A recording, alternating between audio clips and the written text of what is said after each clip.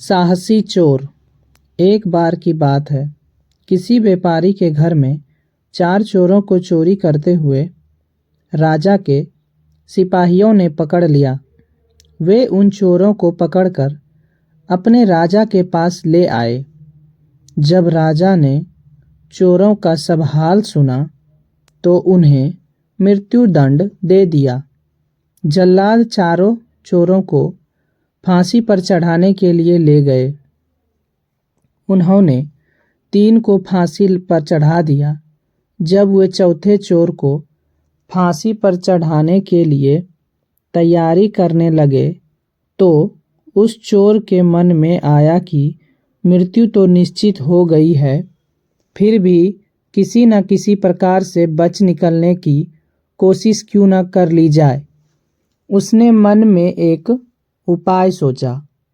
चौथे चोर ने जल्लाद को समझाया कि वह फांसी पर चढ़ने से नहीं डरता, लेकिन एक बार वह राजा से मिलना चाहता है। उसके पास सोने की खेती करने की अद्भुत कला है। उसकी इच्छा है कि मरने से पहले वह विद्या राजा को सौंप जाए। जल्लाद ने चौथे चोर की बात अपने राजा को कह सुनाई। राजा की आज्ञा पाकर उसे राजा के दरबार में लाया गया। वहाँ पर भी राजा को सोने की खेती की बात सुनाई। यह बात सुनकर मंत्री लोग हंस पड़े। चोर ने कहा कि क्या मैं उस समय झूठ बोल सकता हूँ जबकि मृत्यु मुझे सामने दिखाई दे रही है? आपके सामने भला कौन झूठ बोल सकता है? राजा ने चोर को आज्ञा दी कि उस अद्भुत विद्या को प्रकट करे। चोर ने आज्ञा पाकर सरसों के दाने के बराबर सोने के दाने बनवाए तथा कहा, इन्हें बोने के लिए किसी ऐसे व्यक्ति को भेजो जिसने कभी चोरी ना की हो। राजा सोचने लगा कि बचपन में उसने भी चोरी की थी, वह इस काम को नहीं कर सकता।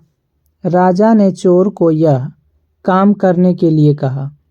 चोर ने कहा, यदि मुझे यह काम होता तो क्या मैं चोरी ही करता?